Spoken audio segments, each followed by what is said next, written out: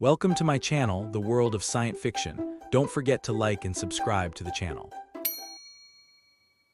The stars blinked out. The starship Omen emerged from warp not with a flare of energy but with a whisper. The system around them was utterly still. No sunlight, no radiation, no heat. Just a yawning void of gravitational anomalies and fractured physics. Jason stood at the bridge, staring at the holomap as it struggled to render their location. Nothing's working right. Naomi muttered, running diagnostics. The warp trail's gone. Even our clock sync is glitching, time's unstable here. Alex glanced at her readouts. How do we even navigate? Naomi shook her head. We don't, not by normal means. Seyna was at the window, her violet eyes sharp. This is the place, I can feel it. The champion called it the edge of silence. We're past known space, past reason. Here lies the tomb of the first, the prison Jarrus and I built, but its seals have begun to crack. Jason turned to Naomi. Scan the system and find the breach. Naomi ran scans again, this time focusing on energy patterns rather than coordinates. A spike appeared, a twisted mass of entropy and magnetism. Found it bearing 184. It's not a structure, it's a gravity well, artificial. Mark popped a piece of gum in his mouth. Of course it is. Evil space tombs always want visitors. Jason ignored him. We go in slow. No lights, no weapons. If this thing still has a soul, we don't want to piss it off. Seyna gave a grim nod. And if it doesn't? Jason checked his sidearm. Then we bury it. The Omen drifted forward, the stars warping and stretching as they moved toward the anomaly. Outside the ship, the void shimmered with fractured reflections, like broken mirrors catching glimpses of other realities. Jason watched as one reflection showed a version of him, older, scarred, eyes glowing gold. Another showed a burning galaxy with Orc ships falling in flames. Another just emptiness, the futures that could be, or had already been. Jason clenched his fists. Get ready, this is where it all starts or ends. The ship trembled as it neared the gravity well, not from motion, but from presence. Jason could feel it, not just around them, inside them, like something ancient was pressing against their minds, trying to remember them. Naomi clutched her temple. Something's wrong. The Omen's core is resonating with the anomaly, and not in a good way. Alex stepped back from the console, glancing at the champion. Is this your doing? The champion didn't move. His gaze stayed locked on the shimmering void outside. This place does not want us, but it needs us. Seyna stared out the viewport. We're here, we finish this. The ship drifted deeper into the gravity well.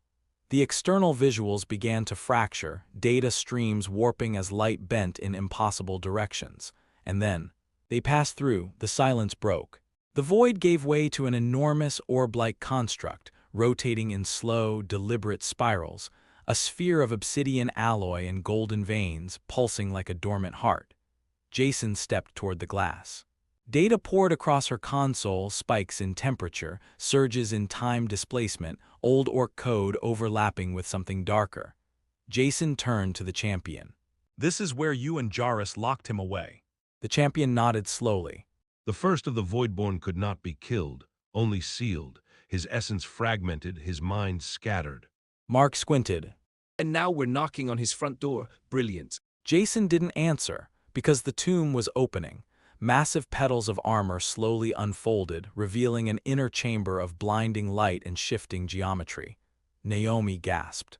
That's not technology. It's like the universe broke and someone tried to stitch it back together. The champion turned. Jarrus created this prison, but his bloodline is the key. Jason stared at the light. The voices returned, a chorus of echoes. Welcome back. We remember you. Will you finish what you started? Jason clenched his fists. He was ready for whatever comes next, and the light engulfed them. The light didn't blind them. It unfolded them. Jason stumbled as he stepped onto the surface of what shouldn't have been a floor, a platform suspended in pure light with no ceiling, no walls, no sky, just infinite reflection.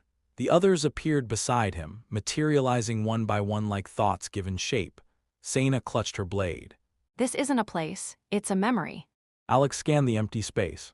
Correction, it's a trap disguised as a memory. The champion walked forward calmly. No, it is the truth, raw and unfiltered. This is where Jarrus Armitage made the final choice. Naomi's wonder is he merged with the first. Jason nodded, every step forward making the echoes louder. To seal the first, he had to give it form, something mortal, something tethered to time. A massive figure began to coalesce at the far edge of the light, towering, cloaked in starlight with eyes of pulsing gold. The first of the Voidborn, but Jason didn't flinch, because the figure wore his face. The crew gasped in unison. Mark whispered, Oh no, it's you again. I hate when it's you. You carry me well, Echo, but even echoes fade. Jason stepped forward. You're not getting out. The light cracked. The reflections turned into fractures of other timelines, versions of Jason falling, failing, becoming the void. Alex raised her weapon. We can end this now. Kill it before it finishes whatever this is. But Naomi grabbed her wrist. You can't kill something this far beyond entropy. Not with bullets, not with blades. The champion drew his sword and stepped beside Jason. But you can with choice. Jason turned to him. What do you mean? The first spoke again. You carry the shard of me, the tether. Break it and I vanish, but so do you. Jason stared. He finally understood. He was the lock. Jarrus had sealed the first inside himself and passed the prison down through blood and time. To break the first, he had to break the tether. Jason turned to the others. If I destroy the echo, it ends him, but I go with it. There must be another way. Jason gave a sad smile. Not all heroes walk away. Jason stood at the center of the echoing light, his hands trembling as the truth pressed down on him like a collapsing star. He was the key, the seal, the final door between the Voidborn and the galaxy, and to save it all, he had to die.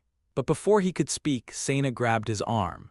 No, she said, voice sharp, filled with emotion he hadn't seen in her before. You don't get to make this choice alone. Jason met her gaze, surprised by the heat behind her words. You saw what he is. If I don't destroy the shard, he escapes. It's over. Then we find another way. Because sacrificing yourself is what Jarrus did, and it didn't end the war, it prolonged it. Naomi was at a console that had materialized from the light, her fingers moving furiously. She's right. There's something in the data pattern and overlap. The shard doesn't just hold him, it links him. If we can reverse that, make him dependent on you instead of bound by you, we could lock him in permanently. Jason turned. And I survive. Naomi hesitated. You just change. Alex cocked her rifle. What kind of change are we talking about? The champion approached, gaze burning. You would become the jailer, not the lock, a living ward. It would bind your essence to his, not as victim, but as warden. Jason stared at the Voidborn form, his twisted reflection, watching with amusement. And if I lose control? The champion's hand hovered near his blade. Then I end you. Jason considered it. He looked at his crew, his family standing there, waiting on his word. He'd spent his whole life running from who he was. Now he had a chance to become something new. Jason stepped toward the Voidborn. I'm not your prison anymore. The first tilted its head. You would carry me willingly. No, Jason said, reaching into his chest, into the shard itself pulsing beneath his skin. I'm going to carry you like a storm carries thunder. I'll be your end and your cage. He slammed his palm into the glowing pedestal. The shard flared, light and darkness converging in a roar of cosmic power. The platform trembled. The first screamed not in pain but in rage, and then, silence, the light faded. Jason collapsed. Jason's body lay still in the center of the now silent chamber, the light of the Voidborn shard dimming to a faint ember in his chest. Seyna was the first to reach him, dropping to her knees and pressing her hand to his chest. He's breathing, but barely. Naomi rushed to his side, already deploying diagnostic tools from her belt.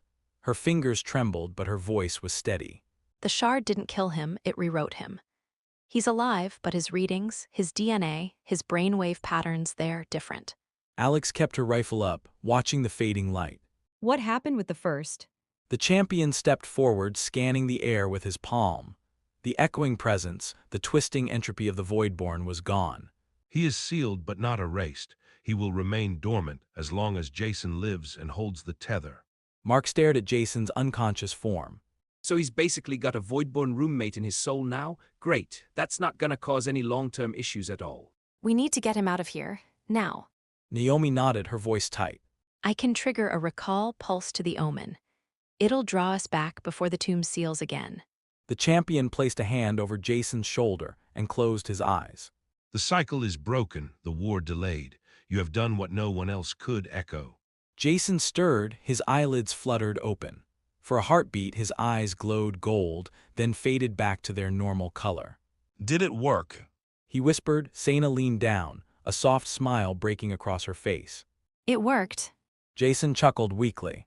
Good, because I really didn't want to do that twice. Naomi pressed a stabilizer to his arm. Hold still, hero, you're not done yet. Where are we going? Home, or whatever's left of it once the Union figures out you survived. The platform shimmered and the recall pulse activated. They vanished in a swirl of light. Back aboard the Omen, Jason lay in the medbay as the crew gathered around. Outside, the system known as the Edge of Silence faded into darkness, its purpose fulfilled.